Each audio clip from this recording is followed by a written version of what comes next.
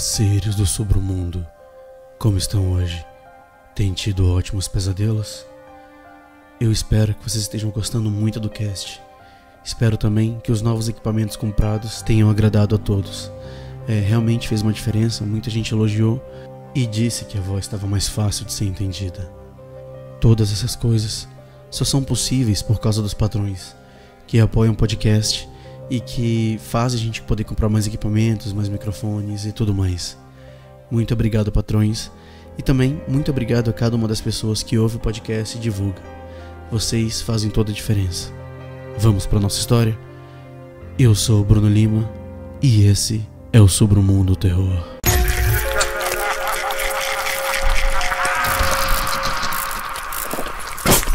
Submundo Terror.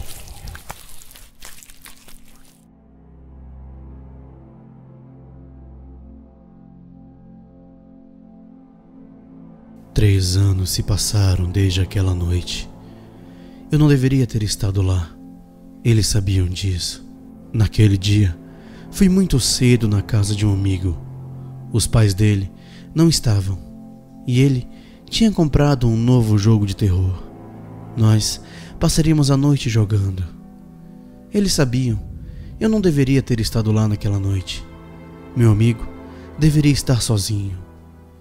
Eles o observaram por dias, como sempre fazem, e sabiam que esta noite ele estaria sozinho. A partir do momento em que foi escolhido, não havia como voltar atrás. Mas você pode querer saber quem eles são. Bem, a verdade, ainda não tenho certeza. Ainda não assimilei o que aconteceu naquela noite. Mas vou lhe contar o que sei até agora, para que você também tenha cuidado. Eles estão por toda parte. Em nenhum lugar você está isento de ser sua vítima. Eles escolhem uma pessoa. Não sei como ou em que características se baseiam, mas uma vez que o escolhem, não vão mudar de opinião. Eles monitoram você, estudam você e estudam todas as pessoas que você encontra. Dia após dia, eles o observam com atenção, sem que você perceba a presença deles. Então, eles esperam a noite em que a vítima está sozinha. Aí é que tudo começa. Naquele dia, cheguei por volta das 8 da noite. Seus pais saíram cedo e ele preparou todo o necessário para passar a noite jogando. No dia seguinte, não haveria aulas. Então, eu voltaria para casa pela manhã. Nós nos divertimos bastante jogando. O tempo passou tão rápido que quando percebemos, já era 1 da manhã. Tínhamos pegado alguns sustos com o jogo, então começamos a fazer piadas sobre a situação. Foi aí que tudo ficou estranho. Começamos a ouvir ruídos estranhos fora da sala, que a princípio pensamos não serem importantes, e então fizemos algumas piadas em relação ao que estávamos pensando. Devem ser os zumbis. Nós apenas rimos, mas começamos a ficar tensos quando o som ficou mais claro. Eram passos. Passos podiam ser ouvidos por todo o corredor lá fora. Você acha que seus pais voltaram? Perguntei a ele. Então, ele respondeu que seus pais só voltariam até o dia seguinte à tarde. Além disso, o número de passos que foram ouvidos foi demais para ser apenas seus pais. De repente, depois de ouvir todos aqueles passos se aproximando cada vez mais da porta, houve um silêncio profundo. Tem alguém lá fora? Quem tá aí? Começamos a perguntar nervosamente. Tínhamos certeza de que havia alguém lá fora, mas aqueles sons, quem poderia ser? Na sala em que estávamos, havia o computador que meu amigo ligava desde que começamos a jogar. Era um costume nosso. Houve um som que veio dela. Um som familiar, mas por causa do medo que tínhamos naquele momento, causou uma reação assustadora em nós dois. Foi apenas um e-mail que chegou até ele, pois ele também havia deixado a janela de e-mail aberta. Ver isso nos deu um pouco de paz de espírito e até rimos um pouco. No entanto, a tensão voltou para nós quando percebemos que o endereço do remetente era irreconhecível. Uma combinação aleatória de números e letras. Hesitamos em abrir o e-mail, mas meu amigo decidiu fazer mesmo assim. Ficamos completamente paralisados depois de ler o que dizia o e-mail. Aconteça o que acontecer, não abra a porta.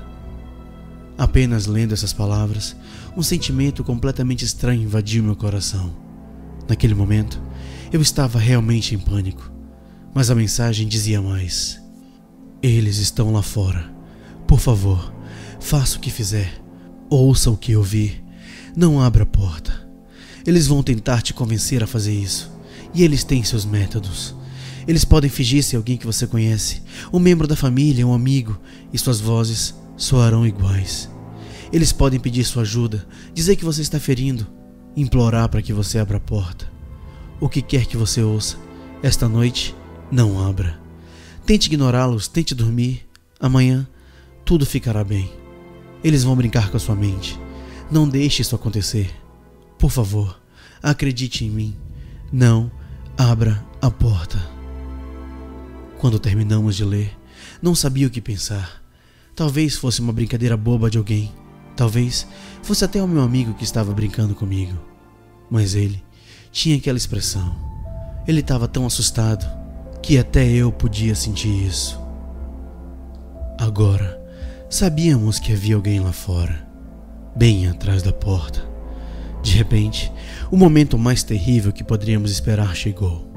Naquele momento, um arrepio percorreu meu corpo e me deixou paralisado. Uma voz foi ouvida vindo de trás da porta. Meu amigo tinha certeza que era a voz de seu pai. Filho, por favor, abra para mim.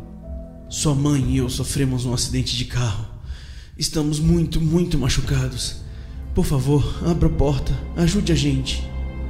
Ao ouvir isso, meu amigo deu apenas um passo para trás. Ainda me lembro daquela expressão no rosto dele. Ele estava em choque. Tenho certeza que nenhum de nós acreditava ou sabia o que fazer. Filho, por favor, abra. O que você está esperando? Precisamos de ajuda. Sem dúvida, era a voz de seu pai. Eram as vozes agonizantes de seus pais atrás da porta, chamando por ajuda. Meu amigo e eu ficamos sem reação por alguns segundos. Então, ele se virou lentamente e disse: eles precisam de ajuda. Vou abrir a porta.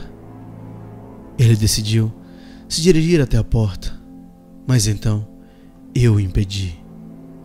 Lembra do e-mail? O que eles não disseram que aconteceria? Não parece estranho para você? E se for verdade, e eles não forem seus pais? Tudo que ele fez foi olhar para mim e se soltar de minhas mãos. Não fale bobagem, ele me disse. Você os ouviu. Essas eram as vozes dos meus pais. O e-mail deve ter sido uma coincidência estúpida. Ele foi até a porta sem poder fazer nada. A verdade é que não sei o que me levou a fazer isso.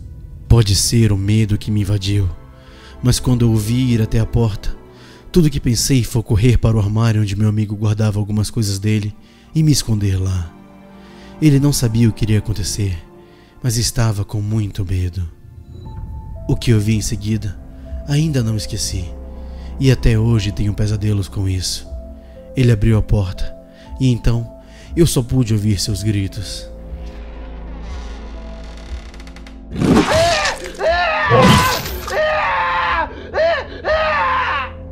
Eram gritos de partir o coração, cheios de dor e terror. Não pude fazer nada além de ficar imóvel até que algumas horas depois eu adormecesse. Ao acordar de manhã, fiquei surpreso ao ver onde estava. E então me lembrei de tudo. Saí do armário e não havia ninguém no quarto. Percebi imediatamente que era dia e a porta estava aberta. Então decidi sair. Olhei em volta da casa na esperança de encontrá-lo e que ele me contasse que era tudo uma piada. Mas meu amigo não estava lá. À tarde, os pais dele chegaram e eu contei o que tinha acontecido. Eles chamaram a polícia e procuraram por ele durante dias, mas ele não apareceu. O e-mail que chegara até ele naquela noite também sumiu.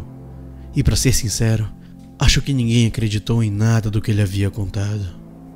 Embora não importa que ninguém acredite em mim, eu sei o que aconteceu naquela noite e sei que eles estavam lá fora. Também sei que não deveria ter estado lá, que não deveria saber que eles existem. Ainda não sei por que eles fazem isso. Acho que eles estão apenas tentando se divertir com as pessoas, com seu pânico, como se fosse algum tipo de jogo louco. Todos os dias eu analiso e tento aprender mais com eles. Sei que só chegam à noite e que podem imitar qualquer voz, que se não abrirem a porta, vão embora. E também acredito que sempre recebo aquela estranha mensagem de aviso. Deve fazer parte do meu jogo macabro.